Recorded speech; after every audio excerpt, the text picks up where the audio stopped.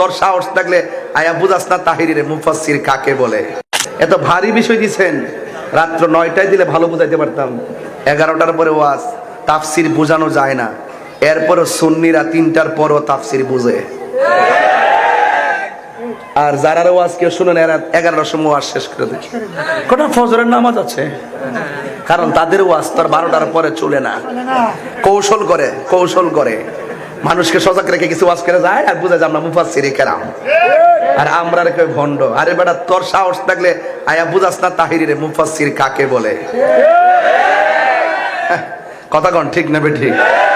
আমি অনেক ব্যস্ত মানুষ, যদি আমি গাড়িতে বসে পোস্টারটা দেখছি, দেখে আস্তে আস্তে মাহফিলে ঢুকছি।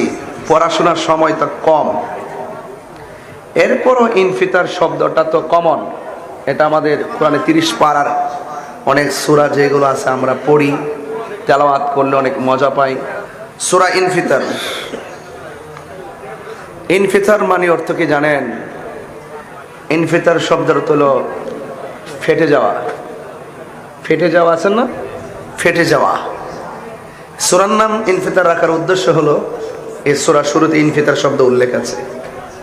আর যদি আমাকে শানে নজরুল বলতে বলেন, আমার স্টুডেন্ট লাইফের গবেষণায় আমি দেখেছি এই সূরা নাজিলের কোনো নির্দিষ্ট প্রেক্ষাপট নাই। এই সূরা নাজিলের প্রত্যেকটা সূরার শানে নজরুল, শানে উরুদ থাকে।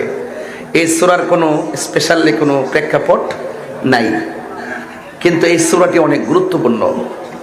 এই সূরার মধ্যে আল্লাহ পাক যে তিনি ক্ষমতাবান, এই প্রসঙ্গে আলোচনা করা হয়েছে।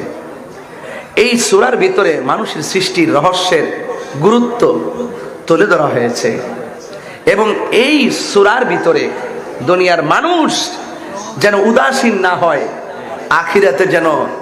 আখিরাতে যে জবাবদিহিতা আছে, এই বিষয়গুলো এখানে তুলে ধরা হয়েছে।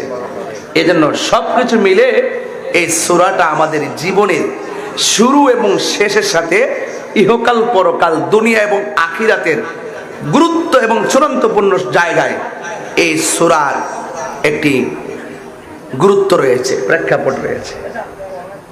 এই জন্য আমি কোরআন শরীফটা আনছি, এই জন্য আমি হাফেজ না, এই জন্য কোরআন শরীফটা নিয়ে আসছি যে দেখে দেখে পড়তে পারি। হাফেজ হলে মুখস্থ পড়তাম, অনেক সুবিধা হইতো আমার জন্য। আমার জীবনের সবচেয়ে বড় দুঃখ এবং কষ্ট যে আমি